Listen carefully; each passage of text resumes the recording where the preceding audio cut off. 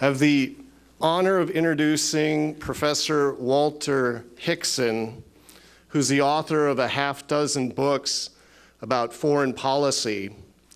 He's taught history for 36 years and is currently the distinguished professor of history at the University of Akron.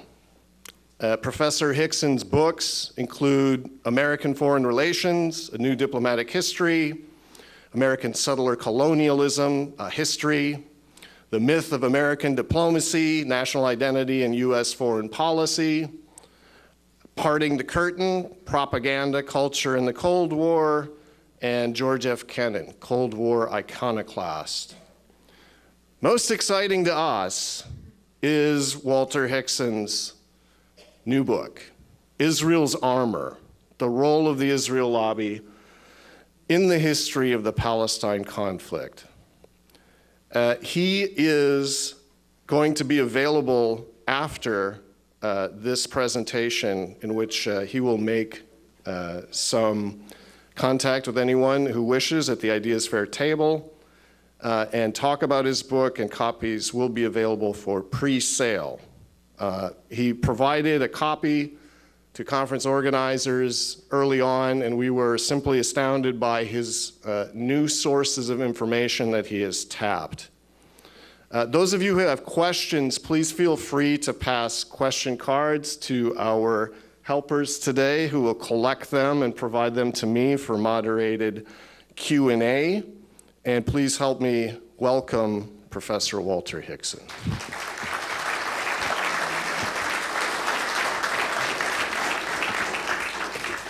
Clicker.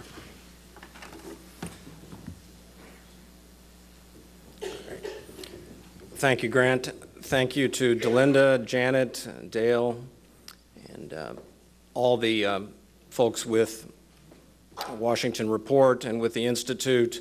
It's a great honor for me to be here. And I'd also like to thank all of you who are activists in this cause or interested in this cause, whether participants here, organizers, people watching on television, watching online. I'd also like to especially thank Eyewitness Palestine. They have a table here. I went on a 3-week trip, which was indispensable and pivotal in my intellectual development on this subject, and helped me set up a trip I went on to Lebanon, and I recommend that to anyone, especially you students here who might be interested. Normally, I don't like to read a talk, but in the interest of time efficiency, and it also is very helpful when you're dealing with Israel and the lobby to say exactly what you mean. So I will read this talk. This conference speaks truth to power. We gather here because we support truth and justice in Palestine. We also insist on a free and open discussion of the Israel lobby and its impact on American democracy as well as world politics. All of you already know that the Israel lobby is extremely powerful. For the record, it constitutes easily the most powerful diaspora lobby representing the interests of a foreign nation in all of American history. But you may not know how deeply rooted it is. In fact, the extensive lobbying efforts of Zionists and their Jewish and Christian sympathizers in the United States, and there's not enough work on the Israel lobby by scholars for reasons that may be obvious. This book is good, but doesn't go back to the deeper roots of the conflict as I'm able to do in this book on the first generation. I'll talk about it, but then I'll talk about a subsequent project I've undertaken. So their influence of the lobby flourished throughout the first generation of the Palestine conflict, which is what the book is about. As good a date as any to fix the origins of the Israel lobby in the United States is the 1942 Biltmore Conference, held in the heartland of American Zionism, New York City. Zionists quickly discovered that they could mobilize Jewish organizations as well as groups such as the American Christian Palestine Committee. It's also important to point out that there was a considerable dissension among Jewish Americans, including the American Council on Judaism, which utterly opposed Zionism and utterly opposed the religion being hijacked for the cause of creating a so-called Jewish commonwealth. So it's certainly a mistake to assume that Jewishness equals Zionism, and always has been. So the Biltmore Conference, after that, Zionists quickly discovered that they could mobilize these organizations. The nascent lobby efficiently lined up the two main political parties in support of the creation of a Jewish commonwealth, admission of masses of refugees, and crucial U.S. financial assistance to accommodate them. Military assistance would come later. A well-organized and effective Zionist lobby thus predated the creation of Israel. It was poised to ensure that Israel would receive the diplomatic, political, and military support that would enable it to undertake decades of aggressive expansion in direct violation of myriad UN resolutions, principles of human rights, and international law. From the beginning, the purpose of the lobby was to insulate the Zionist state from widespread criticism, to deflect and distort the truth about its aggression so that it could reap the benefits of the security and massive financial assistance from the most powerful country in the world. Louis Lipsky, an American Zionist from Rochester, declared that propaganda and persuasion would provide, quote, the armor that Israel cannot live without. The key figure in the first generation of the lobby, however, was a little-known Zionist from Cleveland, Isaiah Leo Kennan. Working hand in hand with the famous Israeli diplomat, Abba Eban, Kennan became the workhorse of the Israel lobby. His personal papers, available at the Center for Jewish History in New York, yet largely neglected by scholars, reveal the early history of the lobby. Those and myriad other papers, along with State Department records and an abundant secondary literature, provided the research foundation for the book that I have done. The Palestinians and the Arab world had no comparable lobby. In the United States, which had the largest Jewish population in the world, and millions of modernist and fundamentalist Protestants as well. They were ready to line up behind the Jewish refugees in Palestine and the Zionist agenda. Full awareness of the horrors of the Nazi genocide, combined with ignorance of the impact of Zionist aggression in Palestine, underlay U.S. public support. Buoyed by the growing U.S. support, Israel expanded its borders, rejected international mediation, and turned a blind eye to the plight of hundreds of thousands of Palestinian refugees. When the UN mediator, Count Folke Bernadotte of Sweden, pressured Israel to compromise, a terrorist troika that included future Israeli Prime Minister Yitzhak Shamir had him gunned down in his Jeep at a Jerusalem roadblock in September 1948. By that time, with a presidential election looming in November, the lobby exercised a powerful influence over the Truman administration. Zionists worked through David Niles, a White House advisor on Jewish affairs, which became an essential post in future presidential administrations. They all had a specifically Jewish affairs or Zionist lobby advisor. Israeli patriarch Chaim Weizmann assiduously cultivated Truman with the help of the president's former business partner, Eddie Jacobson, a Zionist from Kansas City. Fully aware and frequently resentful of the pressure exerted on him by the Israel lobby, Truman nonetheless ultimately sided with it and against the advice of the State Department. The United States became the first nation to recognize Israel, supported a massive influx of Jewish migrants, and glossed the ethnic cleansing of Palestine.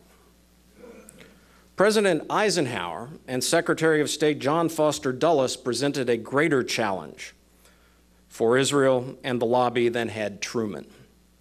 The Republican administration entered office in 1953, determined to rein in Israel and forge a Middle East peace that would protect oil supplies, allow Arab moderates to fend off extremists, and support the overarching foreign policy of containment of communism. Israel appeared vulnerable when Ariel Sharon manifested a lifelong zeal for indiscriminate slaughter of vulnerable Arab people as he orchestrated a massacre at the West Bank village of Kibbya in October 1953. Deeply alarmed by the impact of the massacre might have on American public opinion, Kennan mobilized the local councils to calm the waters in the wake of the indiscriminate killing of innocent villagers in their homes. Kennan soon realized that the political power of the lobby already was so well ensconced that representatives and senators of both parties could be counted on to line up behind Israel in a crisis. This was an important moment, as Kibbya showed that Israel could massacre people and rely on the lobby to effectively manage the political fallout. Israel thus could continue to lash out violently across its already expanded borders, regularly carrying out assaults disproportionate to any provocation in Jordan, Syria, Egypt, and Lebanon. In 1957, Eisenhower did force Israel to pull back after it had invaded Egypt. But even then, Israeli aggression was rewarded with critical new navigation rights that would enable it to precipitate the pivotal 1967 war. In the period between Suez and the 1967 war, John F. Kennedy won election backed by overwhelming Jewish political support. In 1962, JFK pronounced the existence of the special relationship and opened the military supply spigot by selling Israel Hawk surface-to-air defensive missiles. The Israelis showed their appreciation to Kennedy by repeatedly lying to him about the nuclear research program in the desert at Dimona. They pledged not to introduce nuclear weapons to the Middle East, when in fact they were committed to doing precisely that. Israel refused to sign the Non-Proliferation Treaty. Iran, by contrast, here's a moment of humor in our talk. Like the overwhelming majority of nations in the world, Iran, of course, is a signatory. By the Kennedy years, the lobby had reorganized several times and established its structural component, AIPAC. You've heard of that. Backed by influential supporters in both political parties. Kennan regularly stuffed congressional mailboxes with copies of the Near East Report, the well-edited and highly successful propaganda newsletter that he created. Inside the White House, the Jewish Affairs Advisor, Mike Feldman, undermined efforts to rein in Israel. The lobby ensured that the State Department and the few members of Congress who asked troublesome questions, notably Senator J. William Fulbright, whoops, that's not Fulbright, there it is, were kept at bay. The lobby then targeted and in 1974 helped defeat Fulbright and drive him out of the Senate. Noting that the Kennedy administration was virtually powerless against Israel in the lobby, advisor Robert Comer, himself Jewish, asked in frustration, what kind of relationship was this? To Comer and the State Department diplomats, it was obvious that Israel and the lobby were the tail that wagged the strategic dog of American Middle East policy.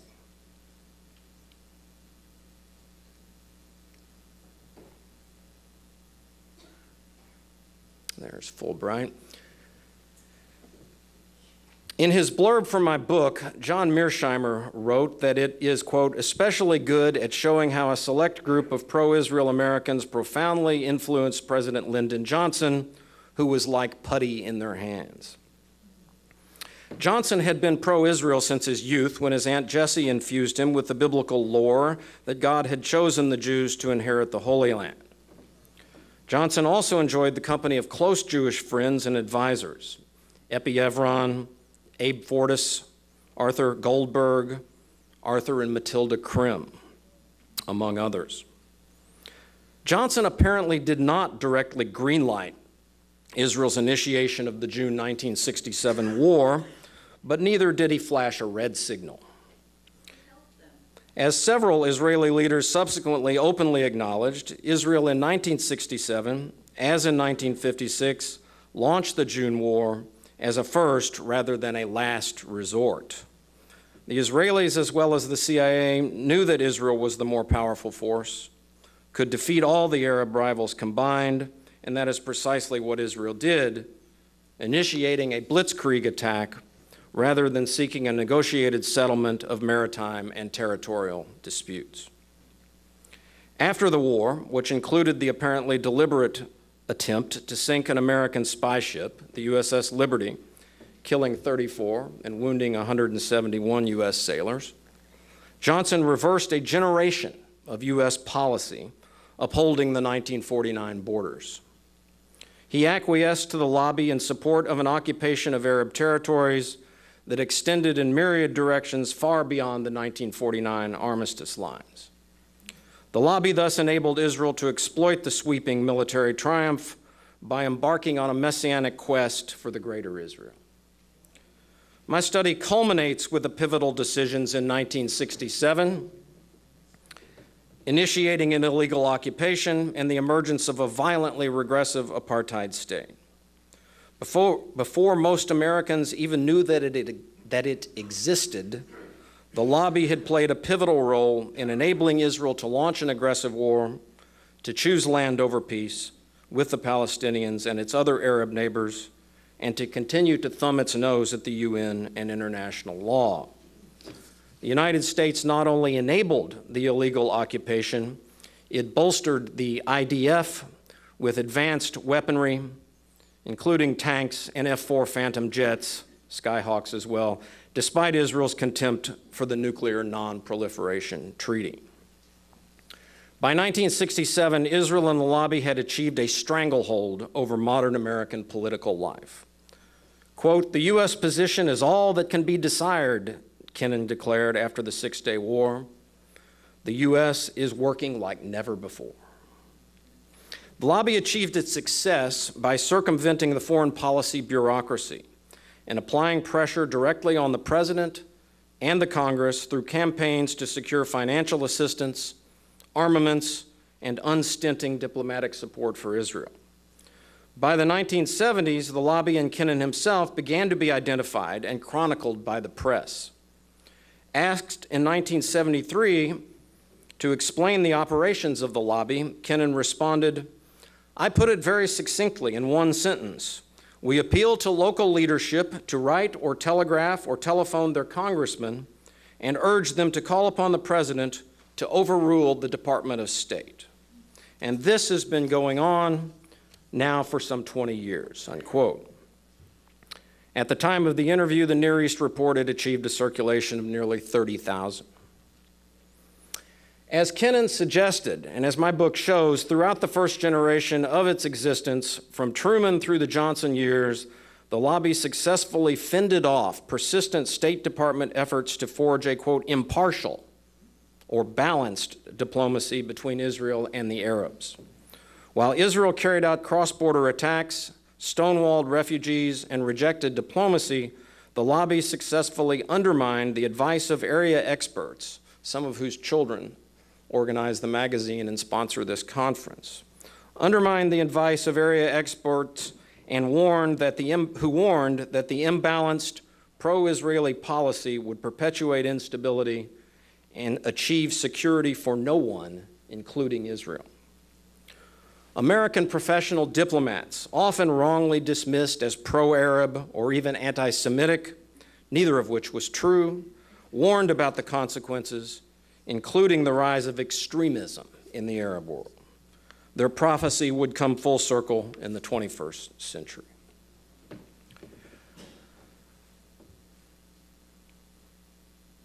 I turn now to, well, you know what's happened since. All these images will be familiar to all of you.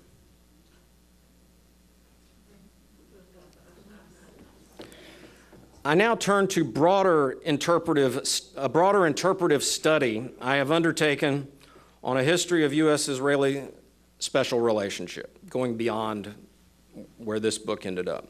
When I began intensive study of Israel-Palestine several years ago, I was susceptible to the familiar stereotypes: age-old religious conflict, ancient enmities, neither side willing to compromise. Now that I know better, I am, of course, charged with being one-sided. So let me say this. Palestinians and Arabs are human and have made many mistakes, to be sure. The historical record clearly shows, however, that the Palestine conflict is rooted in Zionist aggression. Accelerating settler colonization has both caused and perpetuated the conflict and, moreover, has foreclosed genuine opportunities for a peace settlement. In 1949, even more clearly in 1967, and in the 1990s as well. In everyday life, we learn and teach our children that it is inappropriate to blame the victim. The same is true in diplomatic history. No one blames Poland for being invaded in 1939. Accordingly, the focus of what follows is where it belongs, squarely on the aggressors and their apologists. Today, Israel and its American backers have become increasingly transparent in their regressive policies, claiming Jerusalem as the eternal capital, savagely cutting off Gaza, as well as aid to the Palestinian refugees, engaging in targeted killings and collective punishment, and now yesterday the United States signed off on another illegitimate land grab, the annexation of the Golan Heights. We may not be able, all of these actions are in direct violation of international law. We may not be able to stop these actions at this moment in time, but what we can do as scholars and activists is to call to account Israel and the United States. Specifically, we must gain a clearer understanding of Israel's core identity and the ways in which the lobby attempts to cover up Israel's crimes. Application of the framework of settler colonialism to explain Israeli history has been a step in the right direction. But what does this label really mean? Here's a brief overview. Animated by nationalist and religious discourses, settler states such as Israel, the United States, Australia, and South Africa, among others, are congenitally aggressive. They strive to cleanse the land of its indigenous residents in the name of providential destiny, modernity, and racial hierarchy. Settler colonial states work relentlessly to establish facts on the ground. They embrace violent solutions, including regular resort to massacre. They reject legal restraint, and they abhor external authority. The drive to lay claim to the biblical Holy Land meant that Israel would not agree to a negotiated settlement of the Palestine conflict.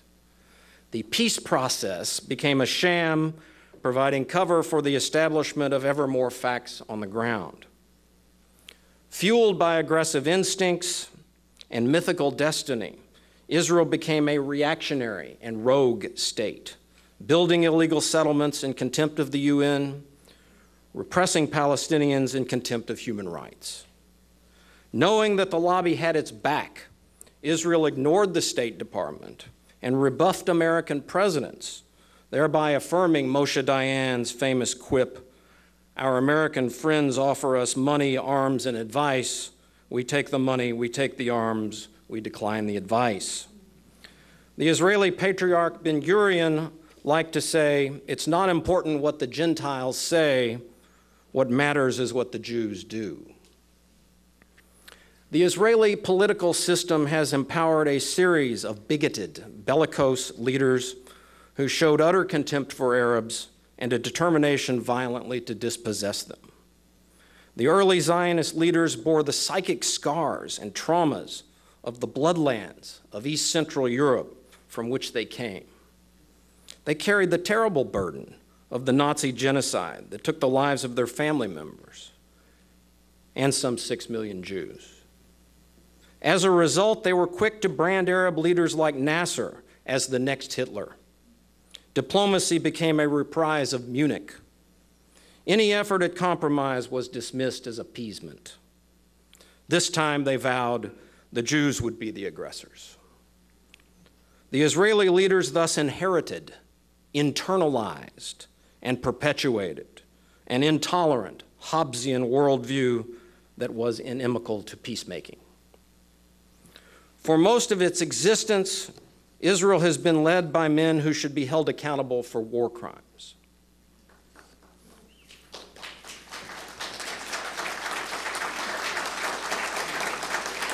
I do not make such an accusation lightly. Abundant evidence exists under international law to make the case against, at a minimum, Ben-Gurion, Dayan, Begin, Sharon, Shamir, and Netanyahu. They must be held to account in the dock of history, if nowhere else. Millions of decent, caring people live in Israel. Some of them bear a heavy burden of regret and frustration over their country's actions, as do many of us with respect to American policies, both at home and abroad. The crucial point, however, is that neither peace-minded Israeli citizens nor liberal American Jews have thus far been able to break through the iron wall of Israel's militant chauvinism or to unhinge the right-wing vice grip on political power. The conclusion seems inescapable. The militant and messianic settler state selects like-minded leaders. I think it is essential to come to grips with the militant core of Israeli identity in order to understand the role of the lobby. The lobby provides cover for Israel's congenital aggression, its pursuit of land over peace, its flaunting of international law. While Israel carries out violent and criminal acts, the lobby functions to insulate it from criticism, to distort history and reality, in sum, to provide what Lipsky described, the armor Israel cannot live without. Such is the hubris of imperial settler states like Israel and the United States, that even as they engage in violent repression, they simultaneously insist on being loved, honored, and accredited as model democracies. Historical denial and policing of dissent are thus among the primary characteristics of the militant settler state. Efforts to unpack Israeli, or for that matter, American mythology, and to expose the aggression that inheres within are invariably attacked as subversive. For Israel, like the Soviet Union of old, glasnost could become a deadly virus. For these reasons, Israel and the lobby smear and condemn their critics unmercifully. Which brings us to the recent remarkable, deeply disturbing, and yet highly revealing case of Representative Ilhan Omar that Delinda has already spoken of. Representative Omar may have been guilty of hitting the send button on some loosely worded tweets, clearly as rare and heinous a crime as there is in America today. Israel's apologists attacked Representative Omar for linking Benjamins with the Israel lobby. That is, for having the temerity to suggest that a political lobby in a capitalist society might raise and use money in an effort to shape public opinion and the resultant national security policy. This, of course, is precisely what Israel lobby does do. Nonetheless, Representative Omar apologized for the tweet, showing a degree of stateswomanship that you may never see nor hear from the Israel lobby. Think about all of the people that Camera and other Zionist attack groups have smeared over the years. Have you ever known them to apologize? Israel's vocal partisans in Congress, backed by the lobby, stepped up the Orwellian assault on Representative Omar when she stated another rather obvious truth, namely that the lobby demands political allegiance to the state of Israel. So we have a situation in which a lobby was created for the express purpose of promoting uncritical bipartisan support for Israel. Yet when a member of Congress on the Foreign Affairs Committee at that dares to point this out, she is viciously attacked and inundated with death threats. Derrida and Foucault would be no doubt gratified that the Israel lobby has mastered the concept of tropes, as well as the ability to use them to manipulate an all too easily confused, internet-addled mass society. Tropes, as the French theorists taught us, are deployed for the purpose of exercising power. While Representative Omar herself never used the term dual loyalty, her critics unleashed this particular trope as if she had. She was then promptly saddled with the scarlet letter of anti-Semitism. Unreflective journalists, including the so-called liberal news media, jumped on the bandwagon, affirming and spreading the word to the point that a canard effectively became the truth, namely that Omar had trafficked in anti-Semitic discourse. What she had done, in actuality, was attempt to criticize Israel and illuminate the role of the lobby. These are the reasons that she had to be smeared and silenced. Smears and distortion undermine free speech and dissent in a supposedly democratic society, but even worse in this case, they cheapen and detract from the chilling reality of actual anti-Semitism, the hate-filled stereotypes and violent attacks such as Charlottesville and especially the massacre at the Pittsburgh synagogue in October of last year. Let's consider another trope, Islamic terrorism. In the United States, in Israel, and other countries, you are free to use this trope at will. It is perfectly acceptable to link the world's second largest religious tradition, with millions of adherents in scores of countries all over the globe, with terrorism. If you say Islamic terrorism, there will be no lobby, no trope police to step in with smears and vilification. You are free to inspire people to take action, like the mass murders last week in the New Zealand mosque. If you apply axis of evil or evildoers to Islamic countries, that is well and good. However, if you are a non-white Islamic congresswoman who wears a headscarf and you condemn as evil Israeli war crimes killing innocent civilians in the Gaza Strip, you are an anti-Semite. The smearing of Omar calls to mind the remark Netanyahu once made, unaware that he was being recorded, about how easy it was to manipulate discourse and to move public opinion in the United States. It also lays bare the cynical tactics of the Israel lobby. From Kibbutz to the killing fields of Gaza, Israel and the lobby have discovered that a tenacious and relentless propaganda campaign can cover up almost any crime, justify almost any calumny, overcome almost any political challenge. Israel and the lobby have learned to mobilize fast, to attack without restraint, to eliminate perceived threats, and ultimately to turn them to their own advantage. Israeli propaganda thus mirrors Israeli military power. Both deploy campaigns of shock and awe, allowing the bodies to fall where they may, ever willing to make truth the first casualty. As I bring this talk to a close, bear with me while I engage in a final bit of historical reflection.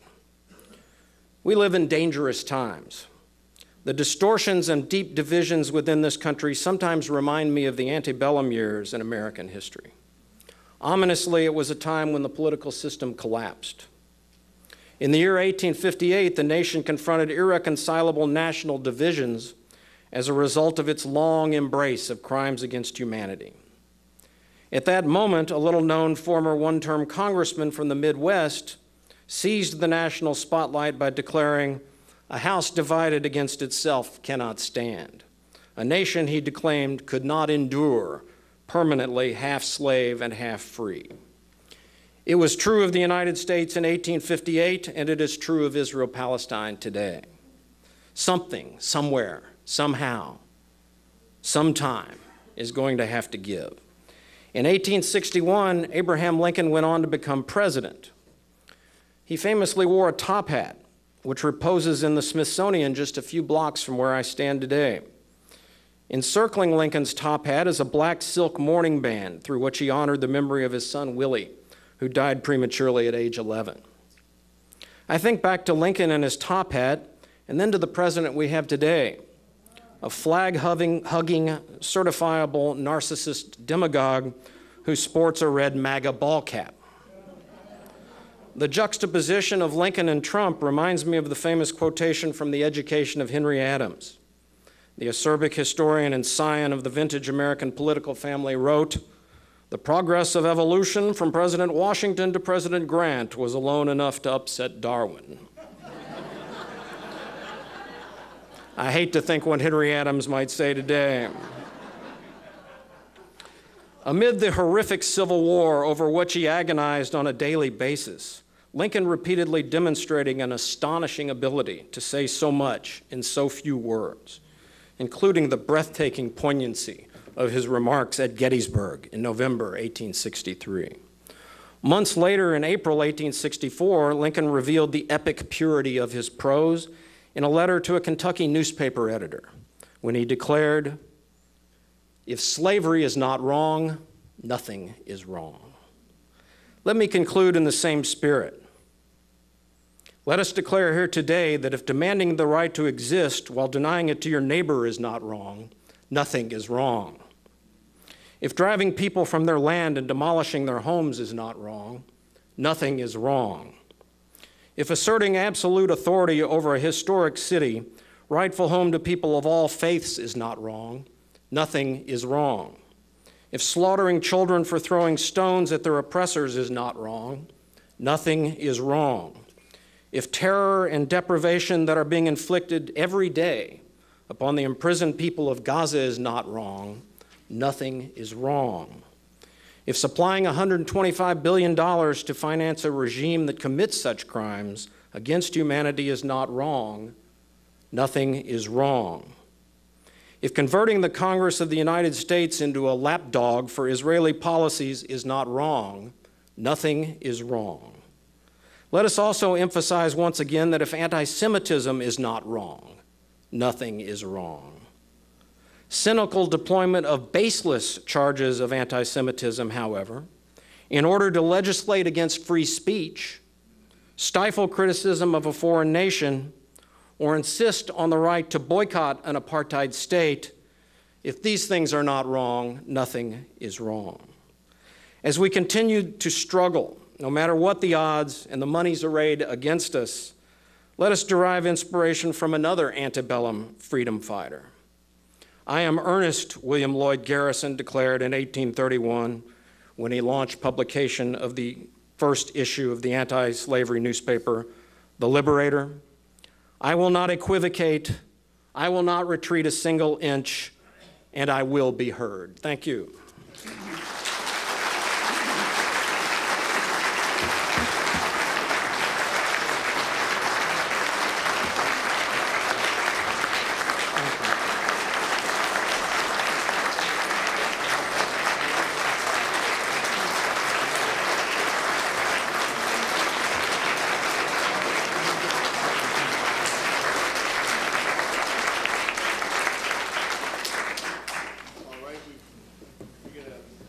Mic on, please.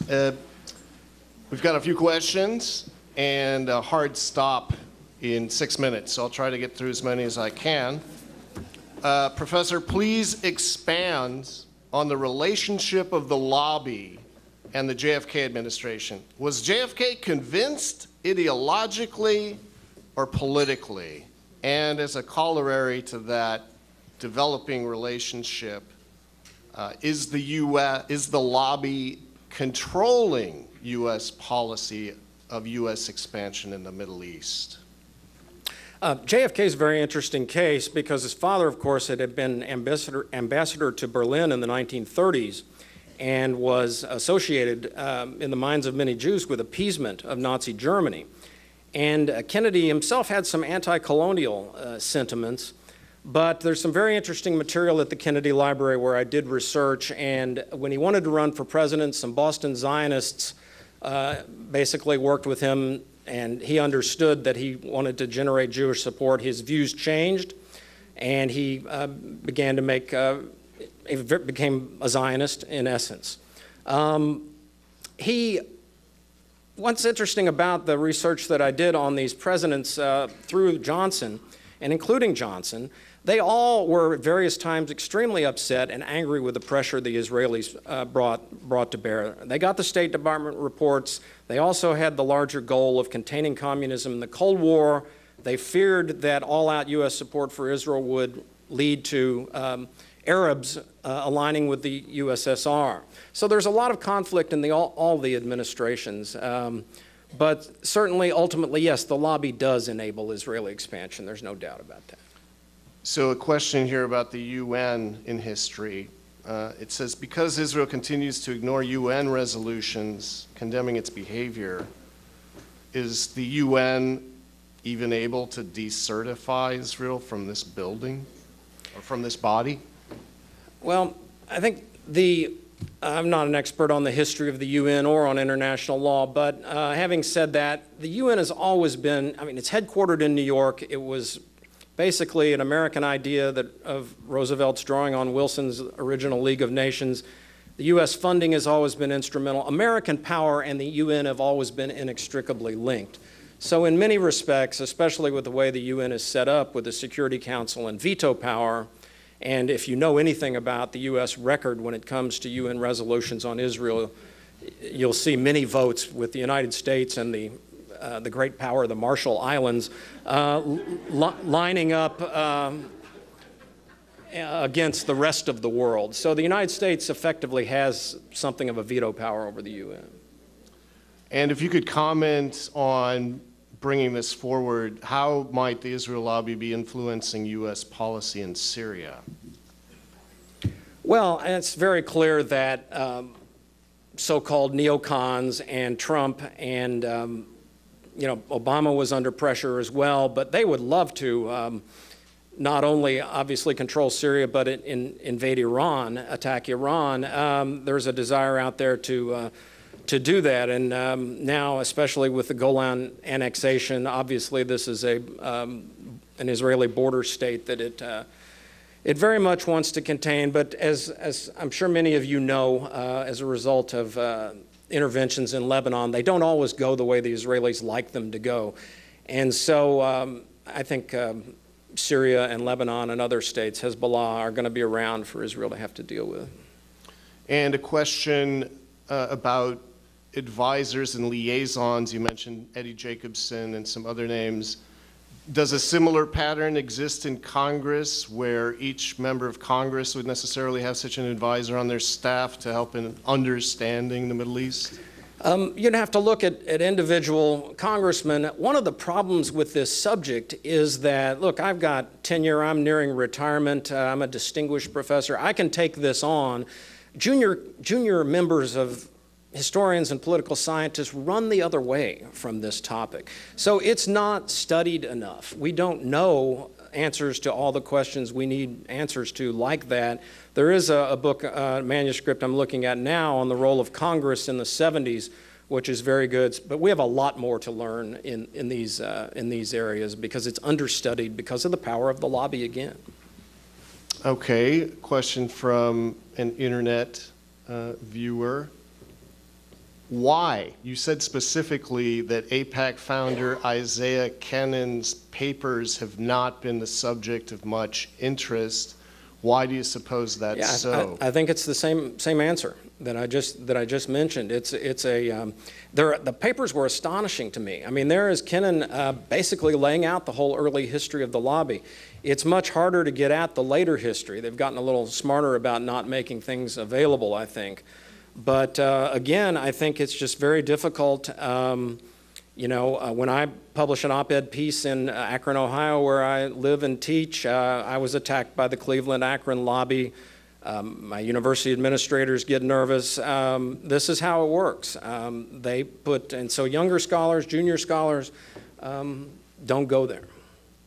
All right, everybody, you can visit with Professor Hixson in the Ideas Fair and talk more about his new book.